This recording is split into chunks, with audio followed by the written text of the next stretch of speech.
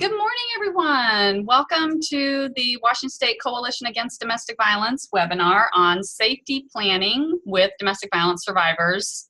This is a webinar about core concepts in safety planning. It is just after 10 o'clock. We are going to go ahead and get started. There are still folks logging into the webinar, which is great. I will keep posting the links to our website where we have uploaded the PowerPoint slides, a handout that we're going to reference, and a scenario that we're going to be exploring later today. So I'll keep posting those to the chat. As people arrive, you can click on that link in the chat and go visit those handouts. If you have specific questions that you want to make sure Eileen and I pay attention to and answer, please use the Q&A box to ask a question of us. You can use the chat to chat with each other, but if you have specific questions that you want to make sure get answered during today's webinar, please use the Q&A box for that.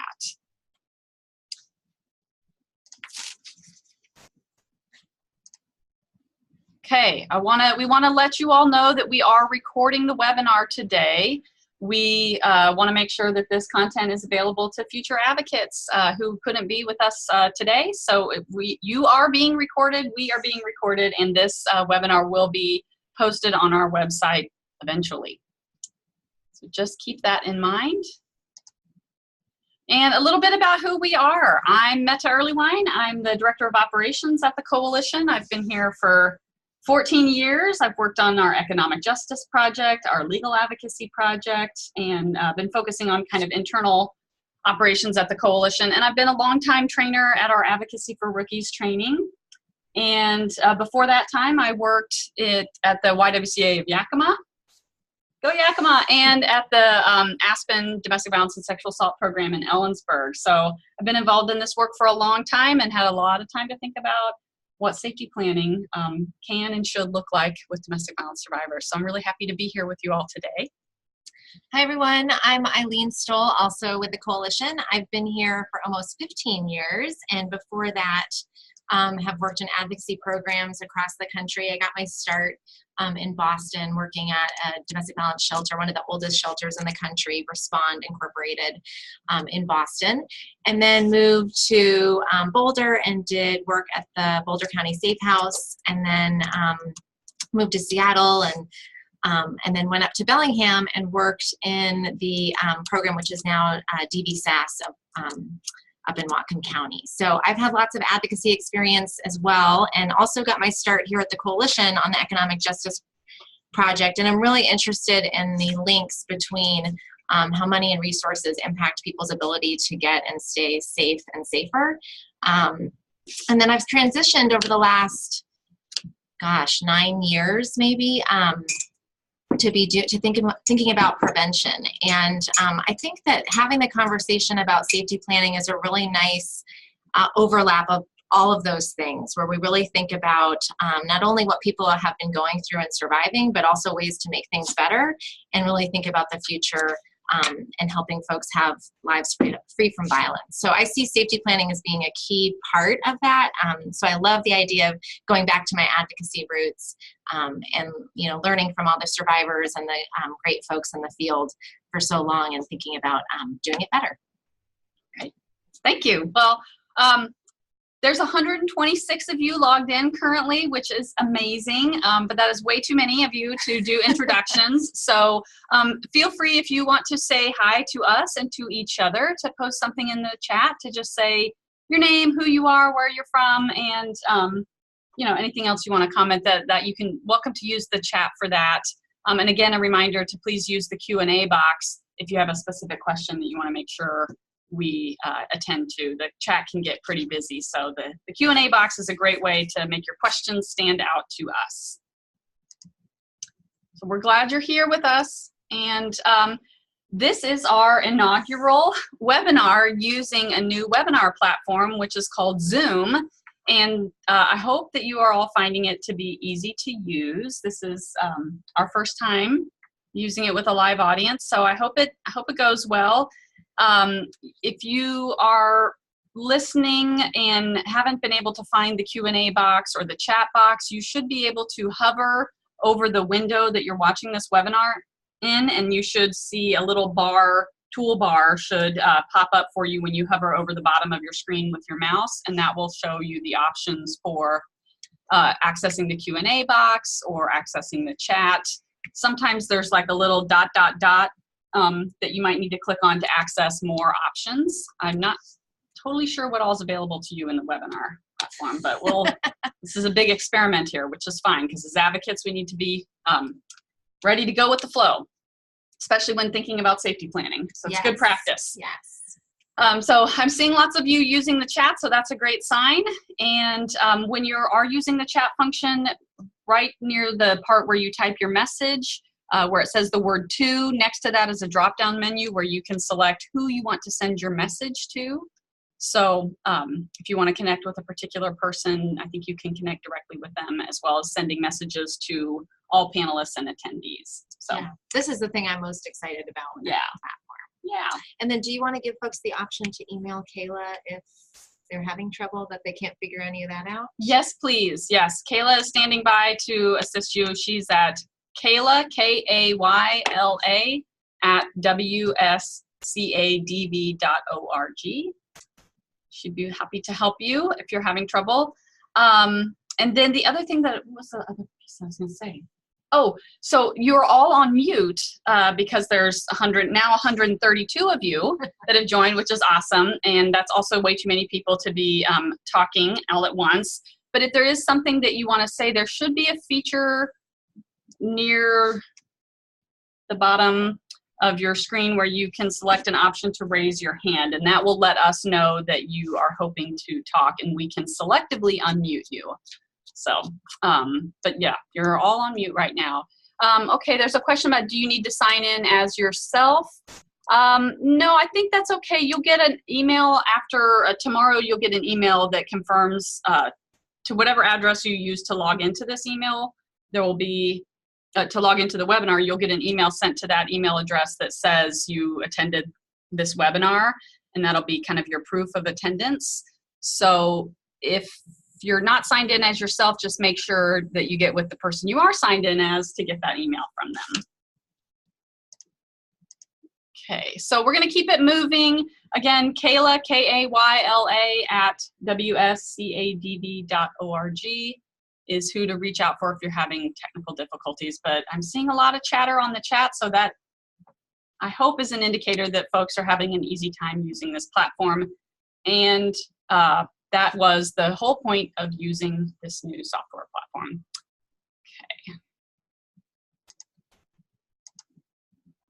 Okay. So today, we really want to hone in on these guiding principles and core concepts that are at the root of our practice of planning for safety and well-being of domestic violence survivors. Shorthand word for that is safety planning. We'll talk a little bit about the details of what that looks like in practice and give you some space to test it out. And of course, try to provide lots of opportunities for questions and comments. So that's kind of what's on our agenda today. So one of the fun things about doing a webinar with Meta is I get to use all of our 80s and 90s references. So I apologize if those don't work for you. But one of the things that I just want to say, and I'll continually say this whole time, is that, you know, so much of where we're getting our thinking and our examples really comes from some excellent work out in the field, all based on work with survivors, folks who've shared, you know, what they're going through with us and also what works better for them. And so Jill Davies in particular, in her book with Eleanor, Lyon, has really been foundational to our thinking and work in this area. So there's a link here that I don't know if you want to click on that at some point, or you can just click on it at your leisure. But it takes you to safety planning book that is called Domestic Violence Advocacy, and it's the second edition. So many of you might have this book in your, we gave it to all member programs a few years ago. You also might have the very first one, which is called simply Safety Planning with Battered Women. And I remember finding that first book, Safety Planning with Battered Women, at the DV program up in Bellingham. And I saw, Jen, that you're up at DV SAS, so my my old program. But I remember finding that book and reading it and just being so, I found it so compelling. And the thing in particular that I really appreciated was the notion of batter-generated risks and life-generated risks. And we're actually not going to go into that in particular today. But if you're not familiar with that, I really encourage you to check out this book, either the first one or the second one, because for me, it really changed the way that I saw working with survivors across all of my work, and it honestly continues to impact me. And I felt like it was this call to action to do my work differently. And so when Jill wrote the second book with Eleanor, Lyon, she's had that and she continued to build on it. And so the things that we'll talk about today are really rooted in her work, which when, Jill has come out to Washington, I'm sure many of you have met her. One of the things that she says about herself is that she's an elaborator on the obvious. And it is one of those things that when she said that, I was like, no. But then I thought about it, and it is one of those things where she will say something and it just sounds so right that you're surprised that you've never said it before. And so that's what I hope a lot of the stuff that we talk about today feels like to you. It just feels right, and it feels like it's a foundation for what you can do with survivors. Awesome, thank you. I see in the chat that folks were having trouble with the link for the slides. That's because somehow when I copied and pasted it, a couple of extra words got attached to the end and took you to a wrong place. So I'm going to post one more time the correct link for everything into the chat, and that should work better for you. And folks are already saying that great. It's working better. Great. And then Sarah asked if the book that we just mentioned, the Domestic Violence Advocacy, is a revised version of her first book. Yes, I'd say it's in a second edition, right? So she has a lot of the concepts that are in the first book in the second book, but she elaborates more fully on this concept that we'll talk later about with SAFER, and some really specific guidance around working with folks who have kids. And I think they're both great. If you're going to read one, I would read the second one. And there's also, if you go to that link that I have, you can read the first chapter, which kind of gives you all the stuff that you need, because it's not a light read. It's a little bit like a textbook. So it's funny, Jill in person is really great and accessible, and her writing is very academic. So the first chapter is what I would recommend. Gotcha. Oh, sorry, it keeps clicking on this. All right. Okay, so we'll go back to sort of our general agenda now. Okay. So let's dive into some guiding principles and core concepts. So here's our spoiler. Yeah. We're actually giving you all the answers on this slide. This is what we're going to talk about for the next hour or so, and then give you a chance to practice. So we'll go through each of these, but these are really, if you walk away and it's hard, they say I think that you get maybe 3 things out of a training. We're hoping maybe you can get 4, which is that safety planning is central to our work. It's not just about safety, it's about so much more. It's a process, not a product, and it works best as a partnership. Mm-hmm. So we'll dive into those 4 concepts right now. Right now, okay. Yeah. I'm trying to get the... That's okay. Meta's multitasking. Okay. So safety planning is central to our work. So when we were talking about this, Meta, she said this thing to me, which I thought was so helpful, which is that the general approach to advocacy that we have is actually the same approach that applies to safety planning. They're not 2 separate things. They flow together. And that it really is the cornerstone of good advocacy, good listening, good communication, that all of those things that you're so good at, you can apply to your work in safety planning. So it's not a new thing. It's just thinking about it as an integral core piece. And that, we used to have the saying at one of the hotlines that I worked on, which was, safety planning every caller, every time. Mm-hmm. And it's, yes. Yeah. And it's not this thing that you just check off a list. It's more of how are you incorporating that whole idea of listening and partnering with the survivor into everything you're doing. Yeah. I mean, if you understand that domestic violence is rooted in a power imbalance where one person is trying to actively coerce and control and harm their partner, then you can understand that that's an environment where safety is always a question. There's always some risk possible in a when you're in a relationship with someone who's unreasonable and unsafe and has harmed you. So no matter what, that has to be on our radar. And we have also come to understand and learn that domestic violence isn't always the main thing that people need help with right at this moment. They have other issues that they want to address in their life. And our approach to advocacy has to be about helping people achieve what they are trying to achieve in their life, while still holding an awareness that they are involved in a relationship, whether they want to be or not. There's a person in their life who has the potential to create more harm, and that we just need to hold that awareness. And so safety planning always has to be on our radar and in our mindset, even if that's not the foremost thing that someone's coming to talk with us about. Yeah, and the mindset, you can click to the next. Oh, sure.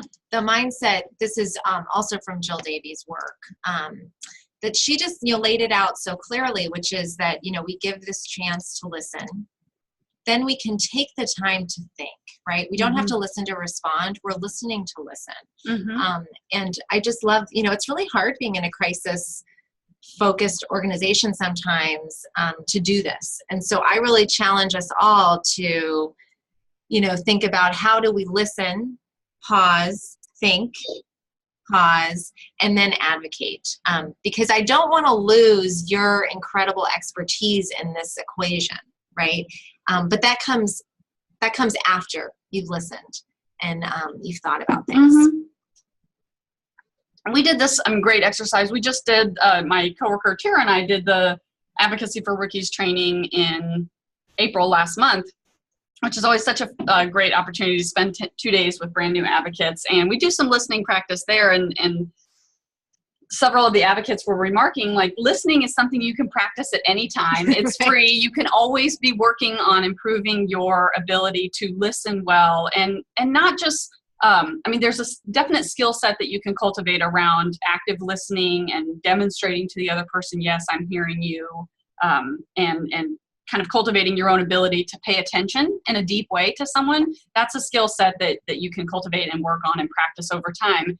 And it's listening, not just for listening's sake, but listening to understand what is the full reality that this person is living in, what is the full context of their lives, what are all the things that they are worried about, that they're wrestling with, that they are trying to make better in their lives, and to have that broad open-mindedness that it's, even though we're doing this work from a position of trying to address domestic violence, that people come to us with big, wide lives, and we want to listen with an idea of understanding the fullness of their reality, and then think about what that means, and think about, what do we know, what access to resources do we have, what knowledge and expertise do we have that we can contribute. So, yeah, thank you. So this is, again, Jill Davies' language. And just a note, you'll notice a lot of the times that there's slides that have the words victim-defined approach or victim-defined advocacy. And those are Jill's language. In our work in our state, we've really encapsulated that in our WAC and guidelines around survivor-centered advocacy. I think they're interchangeable. I think Jill and I had some feelings about the words, and I think she feels like defined is a stronger way of thinking about it. So, I encourage us to just think about that. But in terms of, for us, they're interchangeable at this point. But she really builds this case that, is certainly goes with what Meto was just saying about that our job is to really start with understanding someone's perspective. And you do that by this model of listen, think, and then advocate. And so what that looks like is you're going to learn through listening, through talking about her risk analysis and life circumstances. You're also going to hear her priorities. And that's one of the things that I think is key around safety planning that we sometimes skip over, is really identifying what are their priorities, because they may differ from either what yours would be or are, or what our first sense is. So really listening to hear that. And then thinking about, what has she done in the past? what's worked, what hasn't, and where is she at in her relationship? What kind of decisions does she want to make? Then after you've done that, then you really work to build a partnership. And part of building a partnership is doing that well, right? And sitting with someone and listening and not listening to respond, but listening to understand. And then you can do all those things that we think of as more traditional safety planning. So you can review risks, identify options, figure out some decision points, and really address the danger. And then you can implement this strengthened and comprehensive safety plan. So that's, I think, just a really helpful model that is laid out for us in Jill's work. It really, and I mean, to say it another way, yes. to call on our coworker, Tara, it's not about you, right? Right. It is not about, I mean, it is about you because you have expertise, you have information, you have knowledge, you have connections, and it's not about you because it is about what that person who has come to your program, who has called your office line, it is about what that person is going through in their lives and what they have defined for themselves as their current priorities. And then your job is to help them, partner with them to help them achieve those goals and to kind of address the dangers that the survivor has identified. So just to kind of keep that in mind. And the good news about that is that the pressure's off in a way for you, right? Like you can be great at listening to people, at understanding people, and being a broker of helping them connect to the resources and information that they need to take whatever next steps they want to take. You actually don't have to be a decision maker. You don't have to come up with a grand plan. You don't have to solve this because it is, at the end of the day, not about you. It's about you, but it's not about you. Right. Yeah. Yeah. So another way of thinking about it is it starts with the survivor, right? Yeah. It starts with them. Yeah, I mean, now, so that is in some ways sounds simple. Like, oh, you just start with the person in front of you and you do whatever they want. Culturally, this is going to be challenging because we don't have a culture that supports people to just do whatever they want all the time without judgment and without other people having feelings about that. So I think that is the part for you to wrestle with as an advocate and to be in community and communication with your coworkers and your supervisors around, wow, I really want to tell this person what to do. Yeah. Because I'm really worried for them and I really care about them and I want them to be safe. And the priorities they've identified are not priorities that I think are the priorities, right? That part is, we're not going to pretend that that's not hard and challenging for you as an advocate. And we're going to continue to put forth to you the framework that is, you really do want to have this be victim defined, survivor defined. And, we're working to change the world. So, why not start with ourselves? Totally. Right? I mean, right. We're trying to manifest a world where people get to live and love freely without fear. Yeah. So we can do it. I believe in you. Yes. Yes. So one of the things that I think is just at the core of this concept, right, that around like the fundamental piece of why safety planning is so important is that if we say, that if we know, and honestly, this is like part of a little bit of advocacy secret, right? That I don't necessarily think that people get this unless they've really sat with survivors. But if the fundamental harm of abuse is that you don't get to be in charge of your own life, then the remedy must be, the repair for that has to be helping someone be in charge of their own life. Like that's the counter to that. And so what that looks like in our fancy terminology is liberation, autonomy, and self-determination.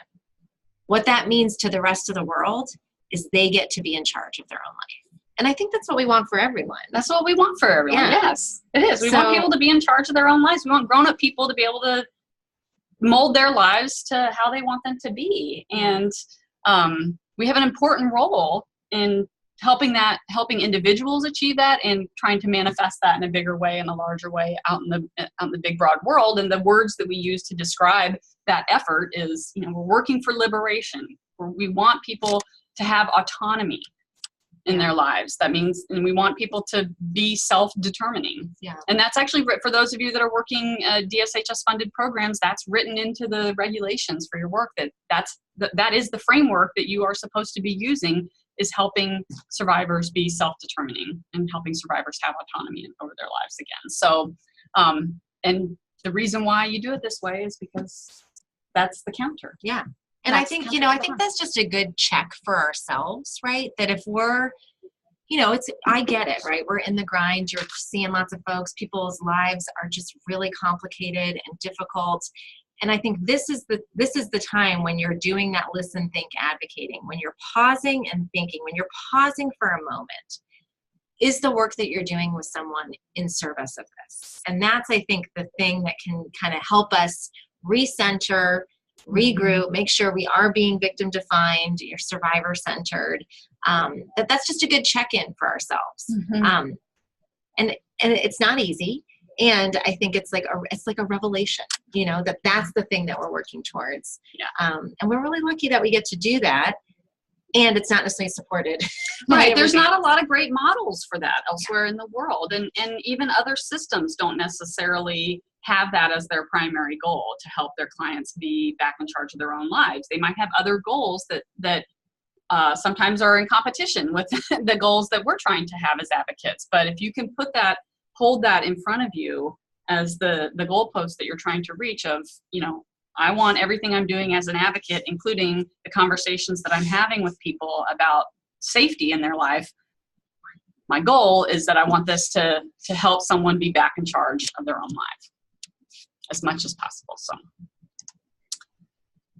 let's take a quick pause. So I just want to note that was number one. It's central to our work. It really is. So we want to make space if people have questions. Please use the Q&A box to ask questions, and use the chat to chat with each other. And let me just make a quick pause and see if there's any questions so far. My sister and I have a joke that there's never too much validation. So also, if you're just like, yeah, right on, that's also okay. Yes. We'll take it. We'll take it.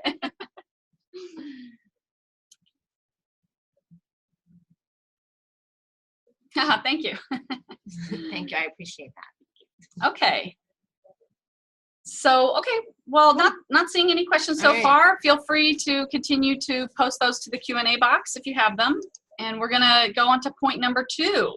Okay. So again, spoiler, safety planning isn't just about safety.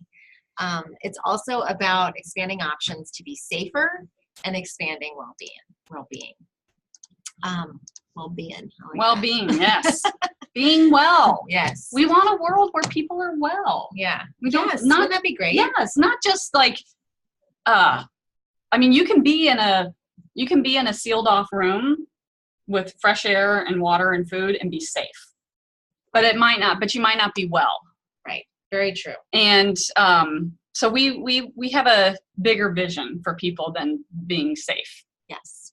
Yeah. And Jill Davies and Eleanor Lyons, credit to them for really kind of saying, folks, we can do better. Yeah. We can do better. And people need more than safety in their lives. Yeah. Yeah.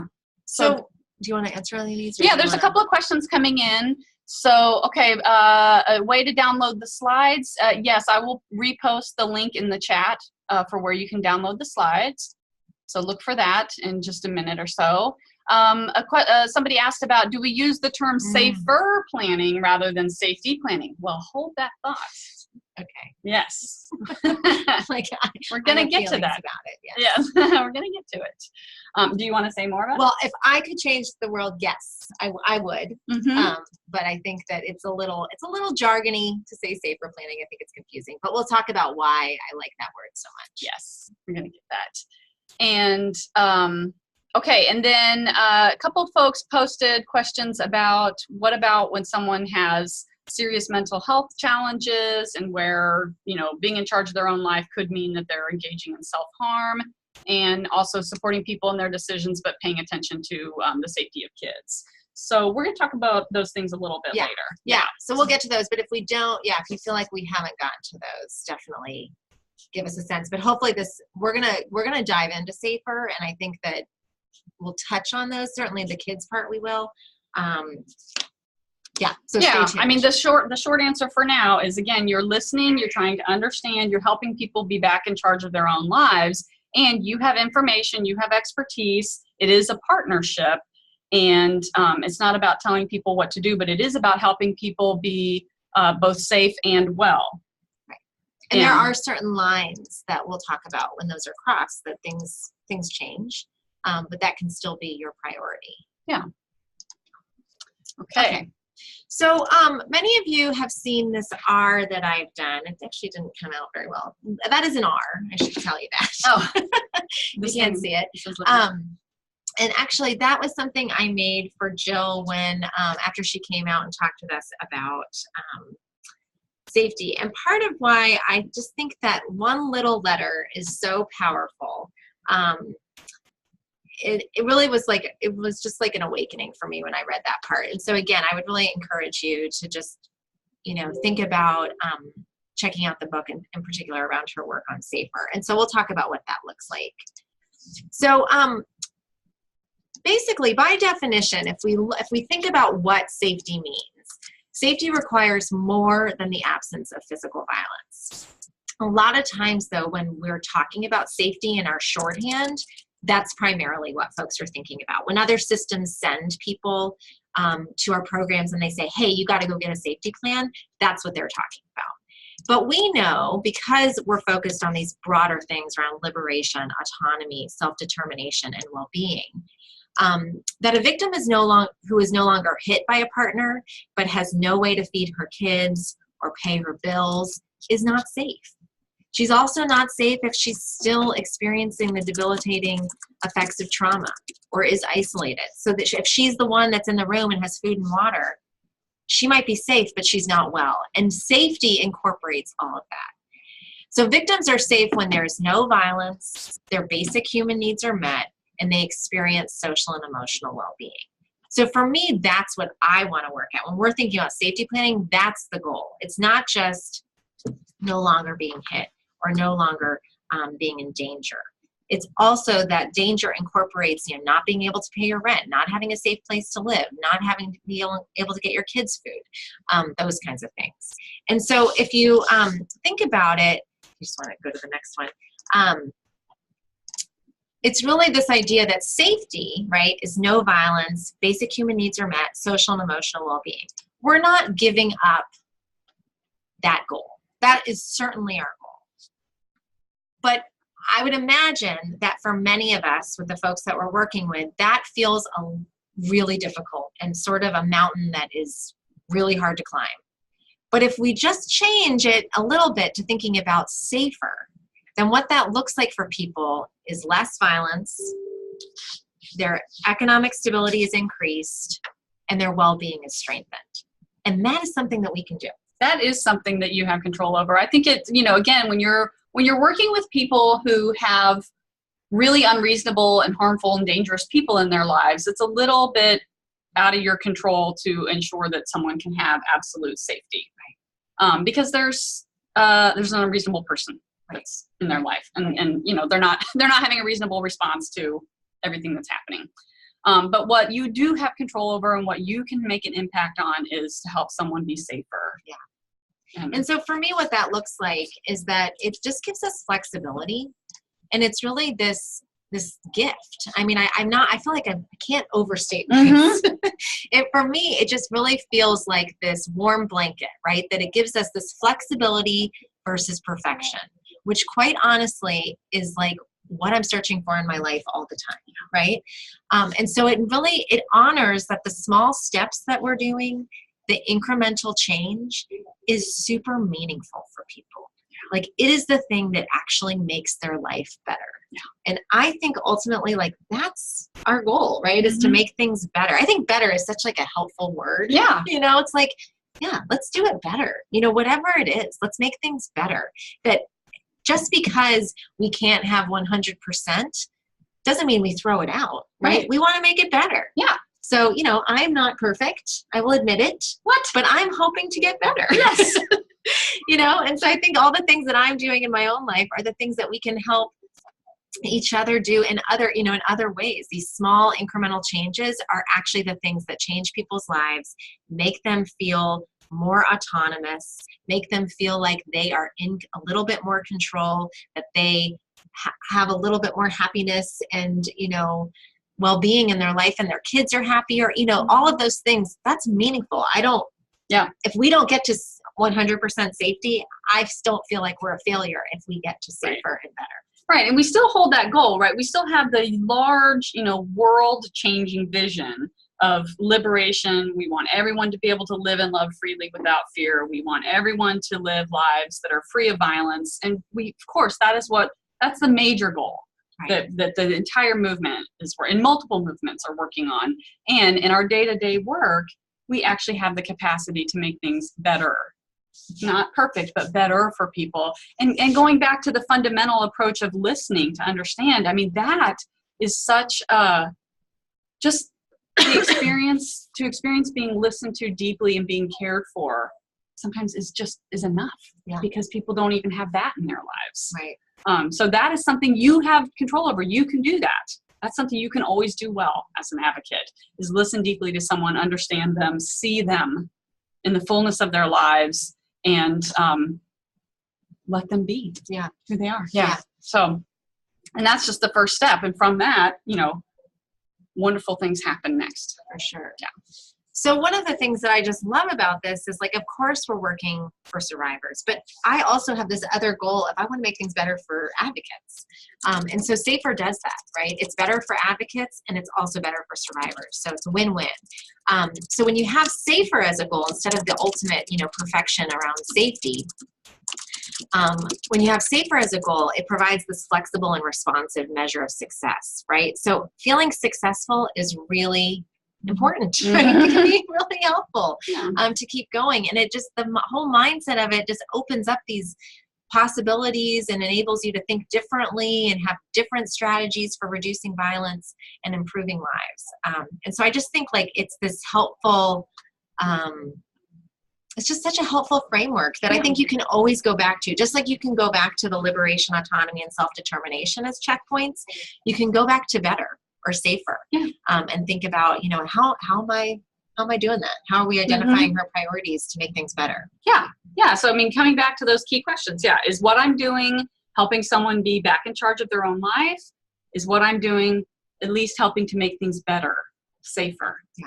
You don't have to go home at the end of the night and be like, yes, I made sure that everyone was 100% safe. Right. And that their lives were totally perfect. You're going to have a bad time as an advocate if that is the standard you set for yourself. Really, in anything. In anything, it's never going to work. Yeah. So we just offer to you to just really, you can go home at the end of your workday feeling good if you know that you've been working to help someone be back in charge of their life and be doing things that help people feel safer and more than they were when they came to your office. Yeah. So last point on this is that, it's doable. It's important. It's really building on the strengths of what somebody's already done and what they're telling you about and the partnership that you've built. It really is truly survivor-centered and defined, right? It's our bar is safety. Their bar is often safer. Yeah. I mean, so that can be really helpful. It also helps us learn what motivates decision-making, right? If we have this, how do we make things better mindset versus how do we get rid of everything terrible, then there's actually more of a conversation about priorities, decision-making, and what's happening behind that. And it ultimately leads to understanding, which is what is so important for partnership. So somebody asked earlier, well, what about the kids, right? And so there is this concept that Jill has in her book that, again, super helpful, which is SAFER enough. And so her point is that there is a bar that we have to get to, right? And so part of it for survivors alone is that, people are in charge of their own lives. And we know when there's kids, there is a little bit different of a calculation. And so I do think improvement is still something that we can have, but there has to be a bar that we're starting at, which is SAFER enough. So you have to have an adequate level of all of these components that we've already talked about that add up to safety, which is basic human needs are met, you have emotional and social well-being, and you have freedom from violence.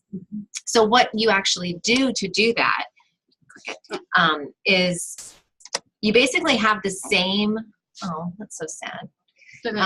I screwed up that chart. Anyway, the D is, I don't like that. I know, it's It's good enough, Eileen. It's good enough. It's good enough. The words are on the page. It's good enough. So thank you. See, I'm having my better shake around the PowerPoint.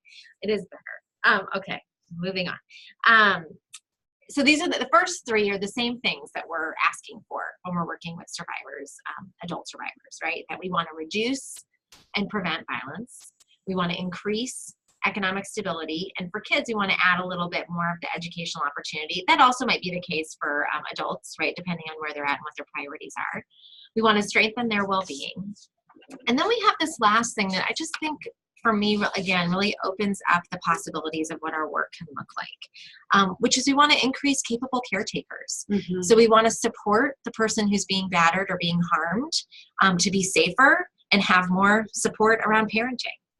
We also want to think about what would it look like to make the person who's causing harm less harmful and more helpful. Mm-hmm. So I love this idea of not only are you decreasing the harm, you're actually increasing their help, right? Yeah. And I think many of us who are in partnerships and have kids would benefit from this level of what would it look like to actually just be less harmful and more helpful?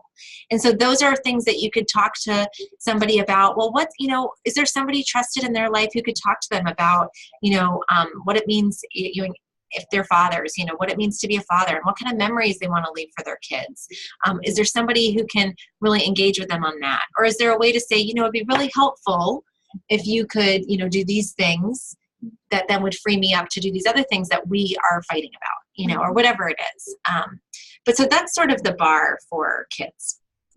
And I think that's a different way to look at it, I think, in some ways that our movement has approached it in the past, where our movement, I think, has tended to really focus on answers and solutions for domestic violence survivors that focus on separating entirely from the relationship and getting to, again, this ideal safety bubble where there's no harm that's going to happen anymore to the adult survivor or to the kids. And what we found in practice is that's super unrealistic, right? Because, both parents have a legal right to have contact and interaction with both children or with their kids. And absent extraordinary evidence and really strong legal representation, the other parent is going to be involved, most likely, in the kids' lives, whether they're in a relationship or not. And so we just have to be having conversations about safety and well-being with the knowledge that that's likely going to be the reality. So what information and resources and knowledge and expertise do we have as advocates to help adult domestic violence survivors think about how to enhance their own safety and well-being, but also how to enhance the safety and well-being of their kids in a reality where a battering parent is probably still going to be involved? Yeah.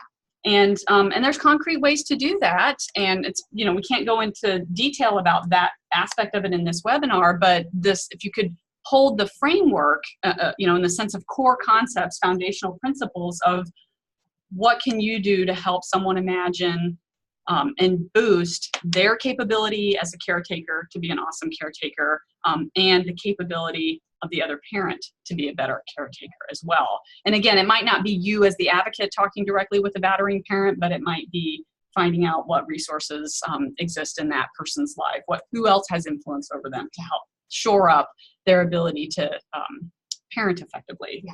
And what a great way too to just show partnership and solidarity with someone, to not be one of the folks in their life who's saying, just leave or get out of there, and everything will be different, because the reality is it's not. It's not different. They're staying connected because of the kids, no matter what, most likely.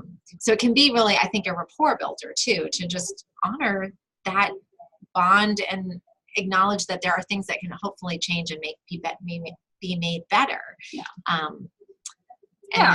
So that aside, I think if you are hearing stories where there's serious child abuse happening, you have a duty and an obligation in your role to make sure that a report is made to child welfare services, and we're not trying to say that you're not mandated reporters. Right. You are mandated reporters of child abuse, and there's just a lot of crappy parenting that happens that's distressing to hear about, and that makes you worry as an advocate about the well-being of the kids.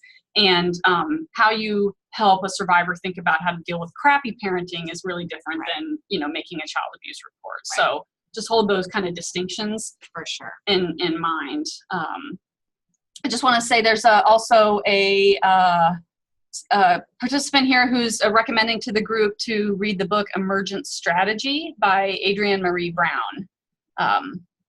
So that's just an additional resource that we wanted to share with you. So yes, safer enough. Safer enough. Safer enough.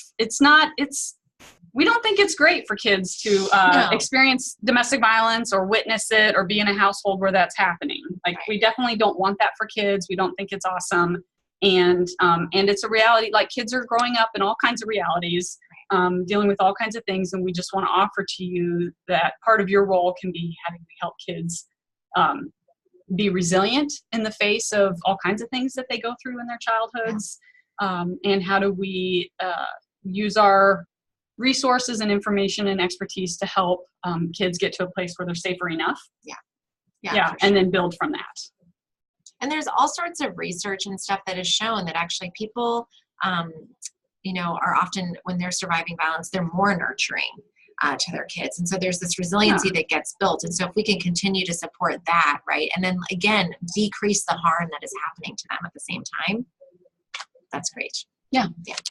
Safer enough. And I think going back on the question about self-harm and mental health challenges, I think that offering that same framework again of safer enough.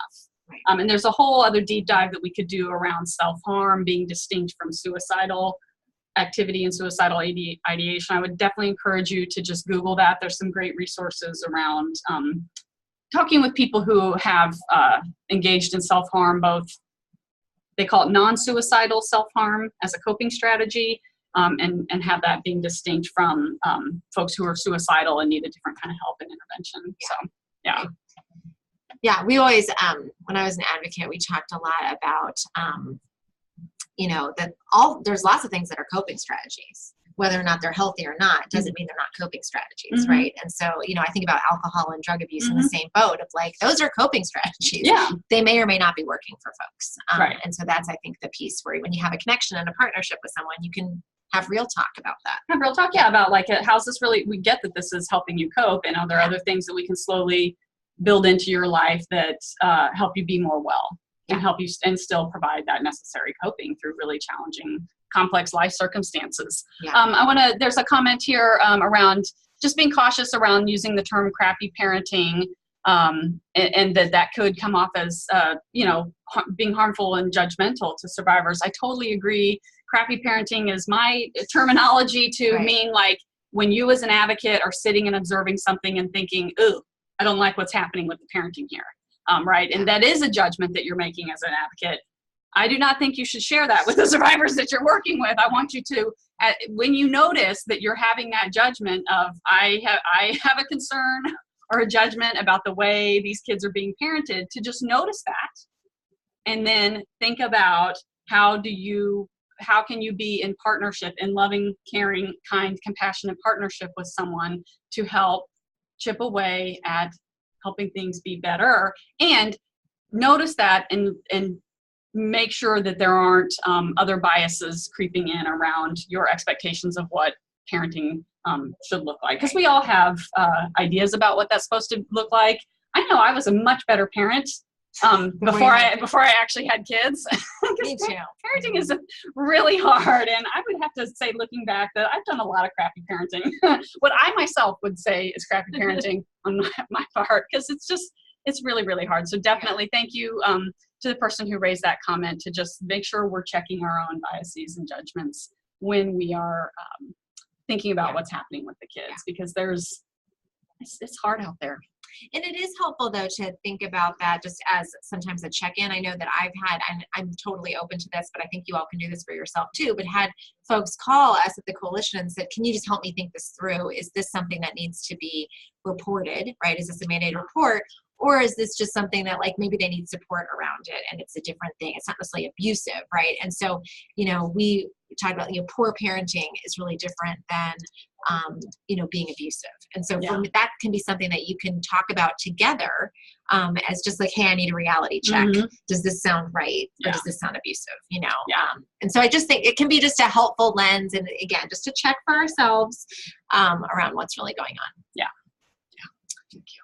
So one of the other things that Jill said, and she just said this as like a throwaway comment, like it wasn't even like, a big section, but I just found it so powerful, was this question, which is having no option to leave, making a decision to stay? And I mean, just sit with that for a second. Like, is having no option to leave, making a decision to stay? There's just so many times when folks are in that position. And we are judging the heck out of them for not making the right decision. Whatever we think the right is the right decision, right? We are, and they actually don't, it's not even a decision to make, right? And so people are in this bind. And if safer, the idea of safer sort of, I think, just takes the wind out of this question a little bit, right? It's like if safer was on the table, then it's not about leaving or staying. It's about making things better. And so I just think that there's all sorts of analogies that you can put in for yourself. Our colleague Lee tells this great story of how she had tickets to go see Stevie Wonder and was all ready to go. And then something happened in her life and she actually wasn't able to go. She had to leave. She didn't make a decision to not go see Stevie Wonder, right? But she wasn't able, she couldn't go. Yeah. And so she, was like, Stevie Wonder was very important to her, which I understand. But, like that's just a silly example of ways that this happens to us all the time. But survivors, the consequences are much more dire and they are judged much more harshly. And so I think if we include safer as an option, it sort of just eliminates that need to stay, go as being the primary question. Yeah. Instead, it's what's it gonna take to make things better. Yeah. And so the answer to that is really that reducing violent and coercive behavior is our priority. And leaving might be a strategy to doing that, but it's not the only strategy. And so working with survivor is going to help you figure out what is the safety plan for her, what makes more sense for her.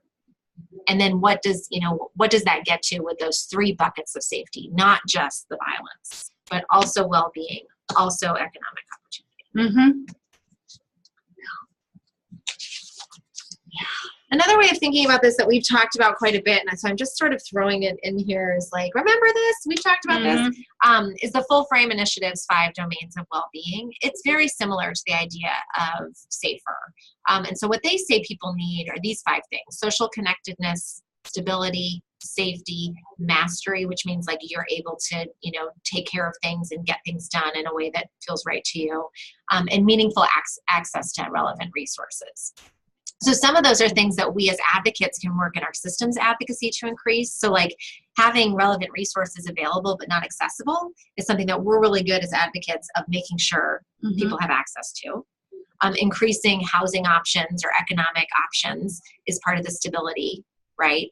So we have some systems work that we can do, and then there's also the partnership with the survivor to kind of make sure they have social connectedness, that they're safer, and that they have the tools that they need to be masters of whatever their domains are. And this is where I've seen a lot of growth in our movement around, we've had better recognition again that it is about more than simply having someone be in a safety bubble, right? You can be safe in a room by yourself, but you're not necessarily well. And I've seen, in particular, shelter programs really give a lot of deep thought around how do we help people, for instance, maintain strong social connectedness even when they're staying in an emergency shelter environment, because we recognize that social connectedness is really important, in addition to maybe the safety that the safety and the kind of temporary housing stability that the emergency shelter might provide. So I've been so grateful to see our movement evolve in the thinking and our practice around that, and having that larger vision, that wider vision of what it is we're trying to do and the difference that we're trying to make in people's lives. So, and this thing about mastery is so important too. Again, it's it's helping people be back in charge of their lives and helping people feel like they are competent at being in charge of their own lives. And that's what that mastery domain speaks to, is that not only are people making choices for themselves, but they feel like they're capable of making those choices for themselves, and they feel good about it, and they feel like they're doing well. We all want to feel like we are competent at life, and I think there's now the kind of the word for that is like, I want to be good at adulting. Right. And some days I personally don't feel like I'm that good at adulting, and it really bums me out. And I feel best and strongest when I feel like, okay, I'm competent as a grown-up person. And you have a huge role to play in helping folks feel restored in a sense of not only safety and well-being, but competence as an adult. So hold that in front of you. So this is our reality check slide. Yeah. Okay. So that's like the vision is like, we're saying we want you to help people be back in charge of their lives. We want you to focus on safer, not absolute perfect safety. When it comes to questions with the kids or serious problems, other problems, kind of focus on safer enough. And we recognize that sometimes you are working with folks where it is really bad and the crisis is really strong. And we just want to acknowledge that and encourage you, if you're a newer advocate, please make sure you're getting support from your coworkers, from supervisors, from mentors that have been doing this work for a long time. The nature of how we've built our movement, our service structure, where some of the main things that people still come to us for are things like housing and legal advocacy, and medical advocacy and different and crisis intervention, means that a lot of people aren't coming to us until things are really, really hard and really bad in their lives, right? Most people don't just call up a random nonprofit program to spill all their personal details of their life, unless they really, really need something that nonprofit program has, right? Most people are trying to muddle their way through life in community with their friends and family and neighbors and coworkers, and they don't really reach out to a service system until they can't get their needs met any other way. So we know that you are seeing people where things are really complex and hard in their lives, and that it's really dangerous, really, really dangerous. And this is where we offer, we're going to talk about the partnership aspect of it, but you do have expertise, you do have information, you do have access to resources, and we're not saying that you shouldn't use that. You should use that information. You should be having, if you're listening and understanding the real context and real conditions of people's lives, if you've worked with them in a way that they have trust with you, then you can and should be having real talk with them about this. And it is okay to say, I'm really worried. Yeah. And I'm really worried about you tonight. And is there something that we can do just to get you through tonight? And then let's check in again tomorrow. You can do those short-term crisis stabilization attempts with people in a way that's loving and compassionate, and you're still not telling people what to do. You're not mandating that people take the course of action you think they should take, and you're having real talk with them about what you see from your point of expertise as being the risks. If you say, I've heard there's a lot of guns in the house. I'm really worried about that. Can we talk about the guns and see if there's a way to get that a little bit safer? Yeah. So, we like to bring a positive vision and put that forth. And we also understand and acknowledge that sometimes you're working with folks in really hard conditions. And we're saying, yes, we want you to notice and talk to people about that. Not to pressure people. Right. And not to scare people oh my gosh, things are so awful, it's going to be terrible for you. Don't do that. But to lean into your expertise and to bring forth concrete ideas and suggestions within a framework of having people still define for themselves and be able to say for themselves which options they're going to pursue. Because that's also your expertise, right? You have expertise in the reality and in the framework. Right? Of I want this for people. And so everything I do is going to be in accordance with this idea of liberation and self-determination. Oh, hello. Okay, great. Yeah. Okay, so I think we're at the questions part. So that was our safer number 2 part. Questions and comments. And can somebody let me know if you can still see the PowerPoint up on the screen? Because my computer just did something weird, and I'm not sure if it's still sharing. Good. Okay, Thank you. Yeah. Okay. Perfect. Thanks. Okay, well, let's move on just because of timing. But if you have questions about this, we'll pause. I just want to make sure that we get to some of the next parts. Yeah. And there, feel free to ask. Great. So here's my lovely, this is like my gift to you around what you can say to folks when they say, I'm sending so-and-so down to go get a safety plan. You can say, well, I am so glad that, we're going to be able to work with this person to figure out what she wants. And just so you know, safety planning is a process, not a product. Right. You don't have to say that to people, but it is nice to have in your back pocket. Yes. Yeah. So it's a journey. It's not a destination. Yes. I know, all those things. Begins with a single step, whatever it is that you want, whatever cliche you want. Yeah. But it is a process, not a product. And so that said, this is what it looks like. So you're going to, review risks and strategies and folks' priorities.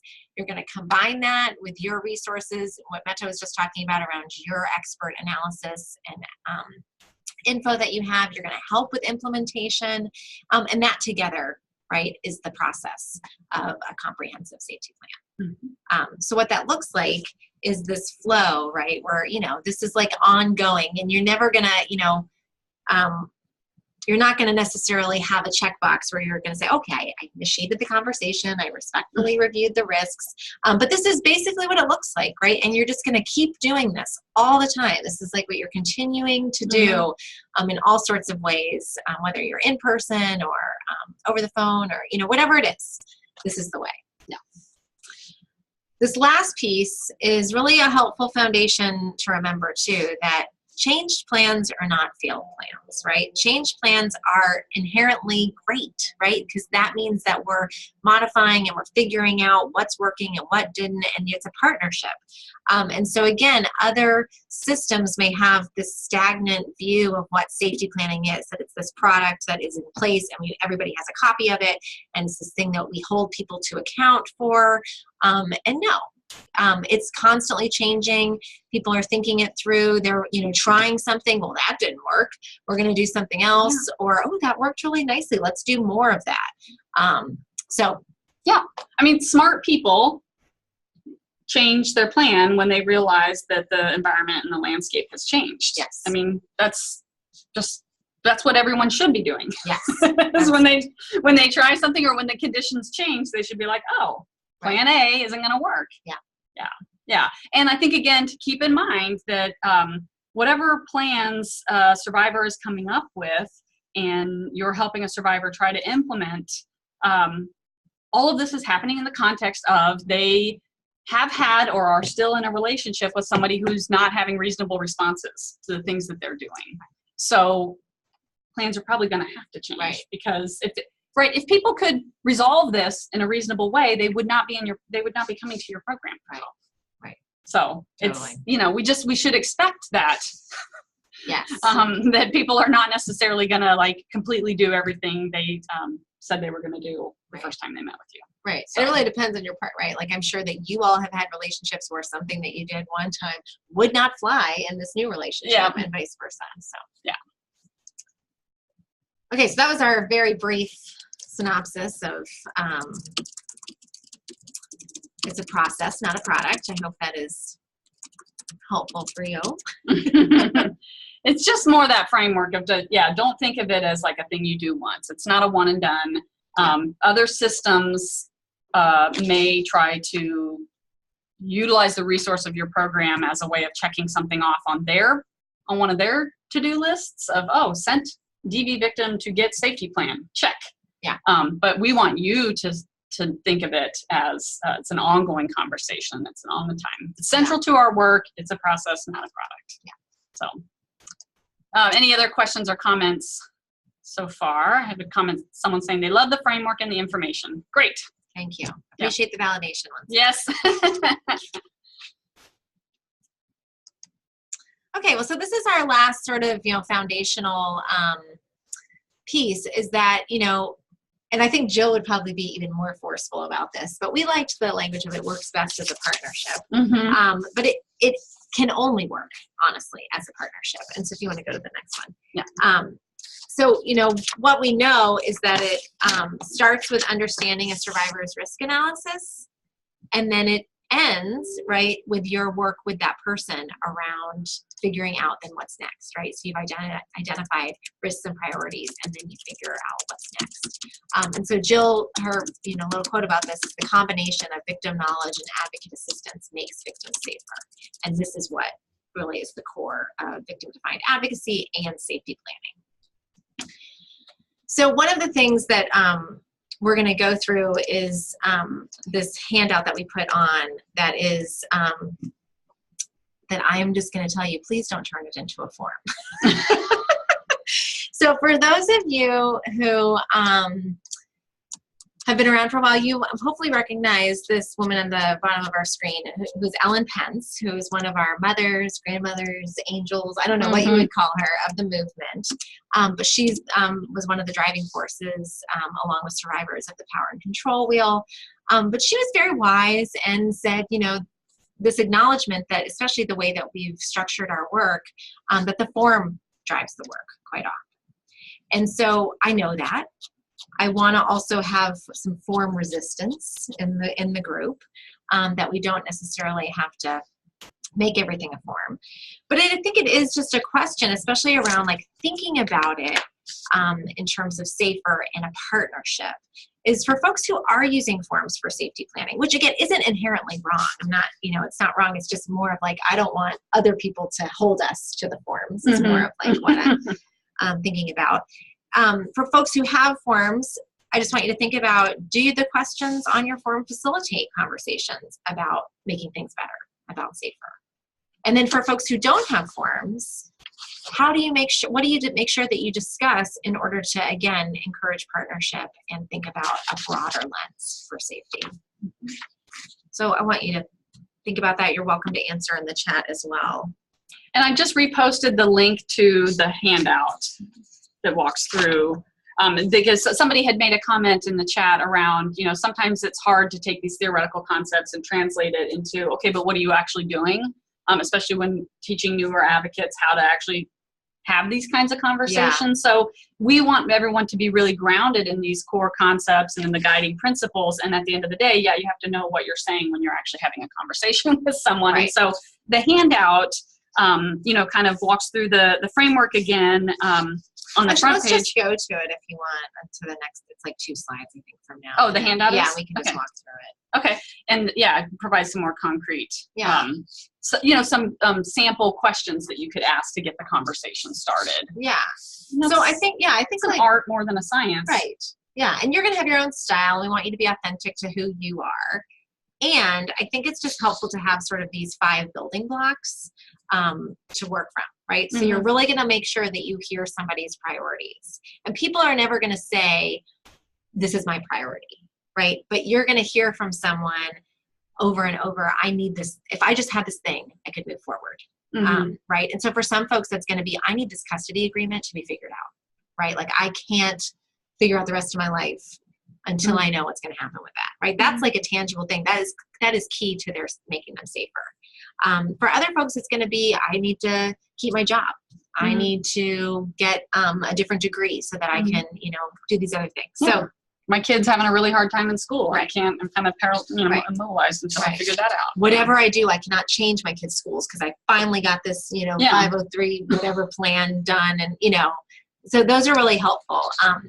And you can think short-term and long-term. Then you can move to like the risks and life circumstances, like what's going on. I mentioned earlier Jill's framework around life-generated risks and batterer-generated risks. A life-generated risk is something about your community. Maybe you're in a same-sex partnership and your community is incredibly homophobic. That's a life-generated risk that you can't actually come out, and you can't out your partner. for violence, because that would, there would be all these other ramifications. That's a life-generated risk. That's not necessarily something that their partner who's causing harm is doing. Now, they might be benefiting from that, and they're being aided and abetted by the homophobia in the community. But those are different risks, and so you're going to have to respond to those differently. A batterer-generated risk, is one that they are actually doing to you. So maybe they are keeping you, not putting your name on the car title, or not allowing you to access the bank account, those kinds of things. And then there's going to be strategies to reduce violence. And so sometimes that's going to be a staying strategy. Sometimes that'll be a leaving strategy. And you're going to have to just figure out what their priorities are for that. And then addressing children's needs. So this handout that we have sort of gives you some helpful questions to think through around how to get at each of those sort of larger pictures.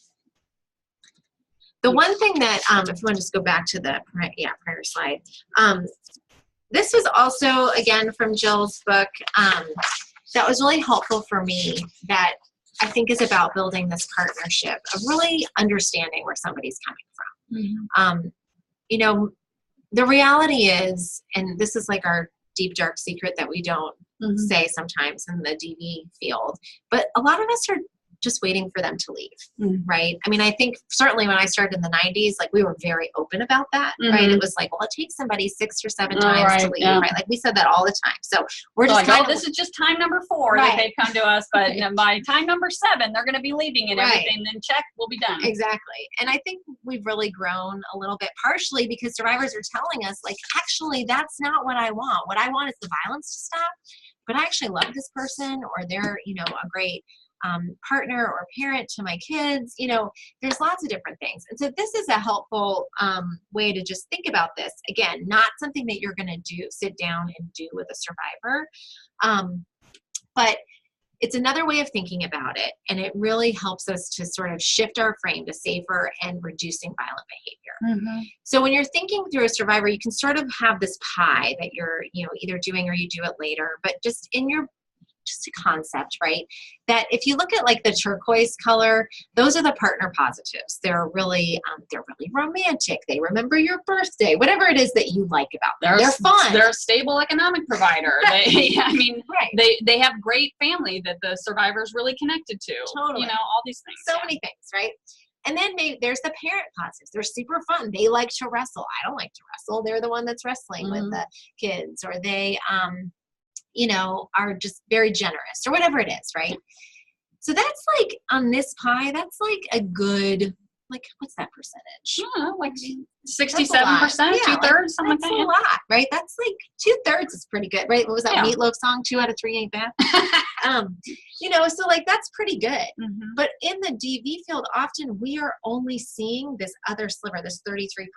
Well, and that makes sense, because that's what people are coming to talk to us about. We're like, hey, you got something awful going on with your partner? We're the people. Come talk to us about it. We want to hear about that. Yeah. So, it's so that takes on a much bigger role. And so we forget that there's this other person who has all these other things going on, and that often there's a deep love and commitment to each other. And so this can help, I think, just build the partnership to see that the partner negatives, which could include, physical violence, it could include sexual violence, it could include demeaning comments, undermining, all of those things that we think of. That is, still a smaller percentage. And then there's the parent negatives that are in there too. So not that we ignore those, but it's just a reminder that there's this whole context of someone's life that's happening that was showing up way before they showed up with us. That's just going to continue. So if we ignore that, that's going to undermine our ability to have like a really deep connection with somebody, and it's going to prevent understanding. It's going to prevent partnership, and that's our goal, because we want folks to be able to live and love freely without fear, and we can't get there if we're not acknowledging their whole life. Yeah. And I think, to add to that, not only is the survivor thinking about the wholeness, the totality of their experience with their partner who has harmed them, but has also had these other aspects in their life, there's other aspects in the relationship, but the survivor also is aware of what that pie looks like for themselves as well, right? They're aware of the things, the strengths and the wonderful things that they've brought to the relationship, the ways that they've been that they feel good about their parenting. And they're also very aware of their own sense of where they think they've failed in the relationship or caused harm or done things. And again, I think in the past, our movement has had a tendency to have an overly simplistic view of like the survivor is totally great and can do no wrong, and the abuser is totally awful and only does wrong. Right. And I think, some of that was an attempt to not engage in victim blaming. Right. And of course, we don't want to be blaming victims for the violence and abuse that they've experienced. And at the same time, we have to have the openness to have a real understanding of a survivor's assessment of everything that's true for them in their lives. We have to be able to hear that and sit with the complexity of it and have an openness to that, including just being with a survivor as they try to make sense of their relationship, where it's gotten to, and what they want next in their life, what they want for themselves, how they want to show up in relationships, and what they want from their partner, and whether they think they can ask for that and get that from their partner. Totally. And I think that we've kind of in the past have made the mistake of being like, oh no, that'll never work. You just have to leave, Yeah.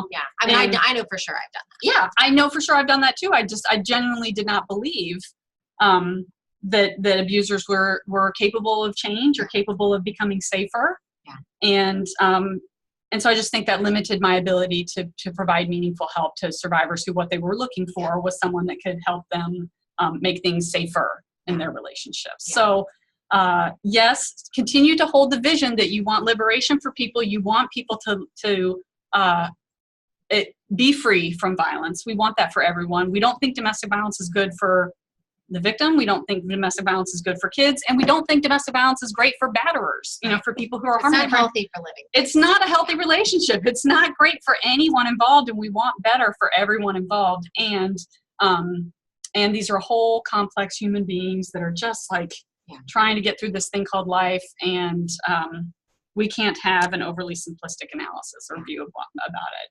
I also just think it's important to not underestimate the shame that comes with loving somebody who's harming you. Yeah. And just being open to having that conversation with someone it can just be a really powerful moment for somebody to like be able to say out loud the things that they feel shameful about. Yeah. And one of the ways that I love that's on this sheet of just like thinking about how do you get there. Again, you don't have to do this every time. You're only going to do this with some folks, but is asking them about like, what do you love about them, or how did you all meet, or what was great about your relationship, or what do you want to get back? That those are things that can be really deep for folks, and again shows that we are open, that we're not just going to shut that door on that conversation. Yeah, I think it's really confusing because people get to a place where like, how is it that I'm even in a relationship with a person who has done this to me? Right. And just like making the space where someone can sort that out. Like, you're not dumb. There were like real reasons why you you got into a relationship with this person, and then things changed and it became really confusing and hard to sort out what to do next. But I'm willing to do that hard emotional work with you of sorting out what do you want next for your life. Yeah. Whatever that is, I want to help you get it. Yeah. Yeah. So we have one of the things that we have that I think we should just skip, but I encourage you to watch it later if you haven't seen it, is this washing machine story, which for me, I just think it's always fun to watch it. It's always a good idea. But it really, thinking about a partnership is the thing that makes room for whatever makes things better. And that I think that this will give you like a really helpful framework that is better for advocates and better for survivors around what your work can look like and what's going to get folks to make things better. Yeah. And you can find that by just going to YouTube and Googling Whiskative washing machine video. Yeah. And if you have the PowerPoint, it's linked to if you click on the washing machine picture. It'll take you there too. Oh, great. Yeah. Nice. There you go. So be careful about, you might have just clicked on it. Oh yeah. See, look. There it is. We're not going to watch it, but it's on YouTube. There we go. Okay, how do I? There we go. All right. So just another pause for questions or comments.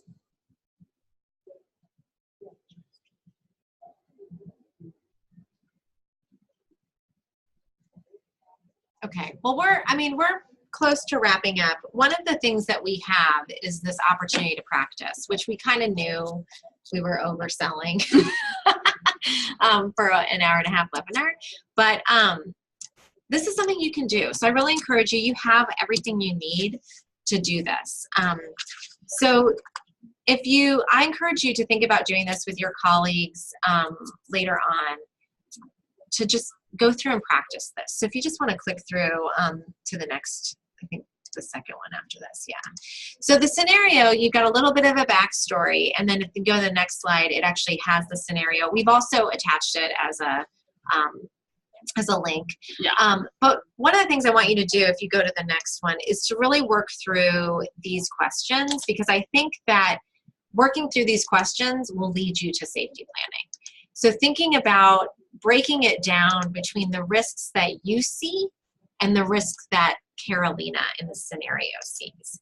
That's going to be key for you to really making sure that it's survivor defined or survivor centered, to be able to understand what is the survivor seeing and what am I seeing? Because again, remember, it's that combination that's so powerful. Yeah.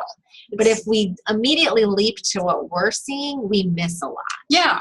It's like it's survivor defined, but advocate informed. Yes. Right? Like you are still bringing resources and information and expertise to the table.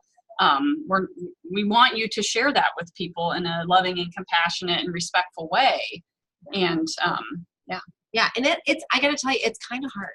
So, I mean, you're going to notice that you're going to you first, and that's okay. It's totally okay. This is a practice, right? And so just as, you think about doctors, they don't say doctors work, they say doctors practice. We are practicing, right? We're going to continue to learn, to hone, to figure out how to do that. Mm-hmm. So when you're listening, you're going to listen to understand the risks that they see and the risks that you see, and then figure out that combination. Similarly, you really want to listen for their priorities. You'll notice in the scenario, Carolina does never use the word priority, but it's pretty clear when you unpack it what her short-term priorities are and what her long-term priorities are. And so I encourage you to really sit with that for a moment. Then the last piece is around identifying her safety strategies. So this, I think, it's a really interesting thing to look at things as safety strategies that we often don't, that we don't necessarily, we wouldn't call that. But in this case, or if you've read ahead, I just love the popsicle.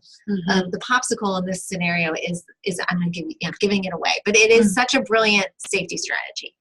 What are other things that folks have told you in the past? Again, they're not going to say, they're not going to come to you and say, well, I have this safety plan that's about a popsicle. Mm-hmm. But they're going to tell you the story, and you're going to know that that's what that is. And I think it's also helpful to reflect that back. That is so incredibly smart and powerful. That is such a great safety strategy. Yeah. And that people that's mastery. Right? Exactly. So anyway, so that's the thing. And then just thinking about what's next. And that thing, when you filled out this thing, again, you're not going to necessarily do this with a survivor, but when you filled it out, that's what safety planning is. That's the process. Yep. Check. Yeah, I think that's part of the expertise that you bring to the conversation is as you're listening, first of all, you're bringing that openness, that willingness to listen deeply, that willingness to understand the whole reality, the full complexity of that person's life. And then you also bring this framework with you as you're listening. So they're talking about their lives and you're listening to what they're saying and figuring out as you're listening, okay, what am I hearing as the survivor's self-identified priorities? What is the survivor identifying as some of the risks and worries? What am I seeing from my expertise and experience working with lots of people dealing with this? What are some of the threads and patterns that I'm seeing here? And what am I hearing are the short-term and long-term priorities? What's already worked well, and what needs to happen next? So work on that together, and I'm certainly available if you want to follow up with me and say this is where we got to. What do you think? I'm happy to chat with folks about that. Yeah. So you've got, I posted the link to that scenario in the chat. And and you can just download that and spend some time today working with coworkers, or you can do it by yourself and check it out with coworkers, and continue the learning after this call today.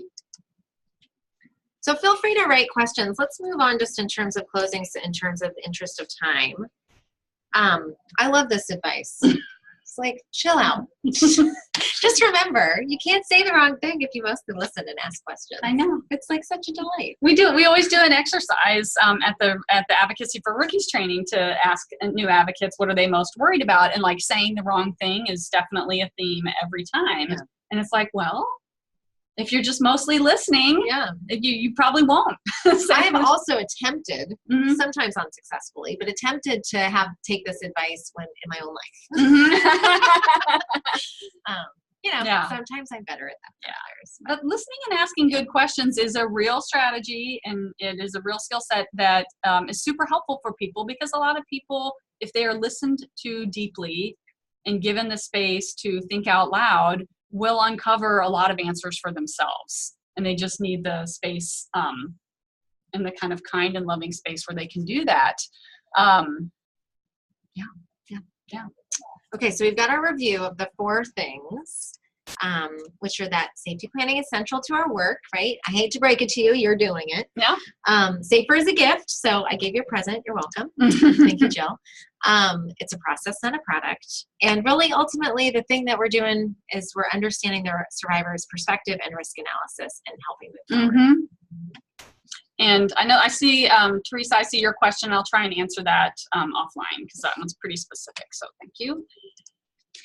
So, okay, I think the next step is just go one more. One more? I wanted to just, I just want to call out again, I just so appreciate all of the survivors who, I've spent time with and Met has spent time with, and just that we're all, they're sort of living and breathing through us, and the advocates who have shared really great thinking throughout my time, and especially just the mothers of our movement who have just, we've learned from so many folks have just contributed to our thinking and well-being on this, that enable us to continue to do this work. So I particularly want to thank Jill Davies.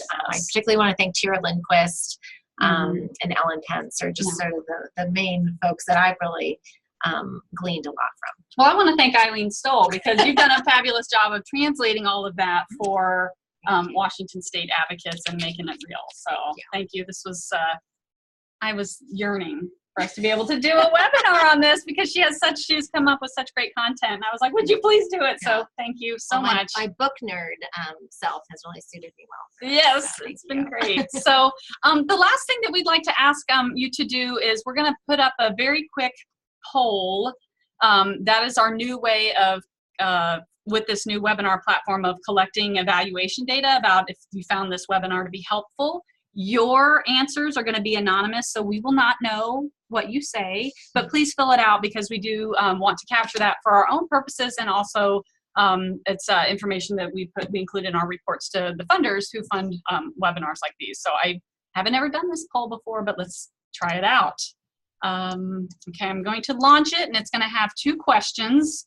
So hopefully you can see the questions, and in the meantime, put in your vote. Do you want to put up our emails just so folks have them? I think it's the last slide. Can you do that while? I don't know. Okay, she's not going to touch it. I don't know. I'm We're afraid. Scared.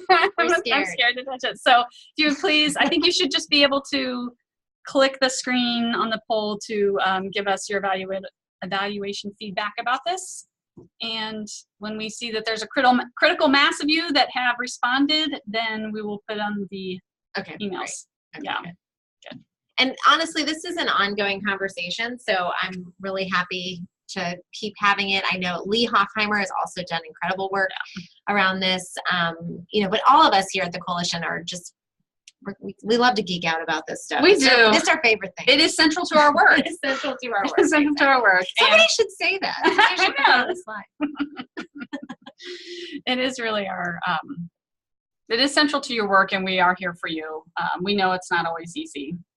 It's mostly not easy, but but the framework is beautiful and doable. Yeah. And it's also aspirational, you know, Yeah. it's like it's doable and it's something to continue to strive for and work towards, and just, you know, lovingly help each other do better in all sorts of ways. In all sorts of ways. Yeah. Yes. Okay, so last chance to submit your feedback. I'm going to close the poll. 3, 2, 1. Thank you very much. I appreciate that. And hopefully now I can show, hopefully now you can see our emails.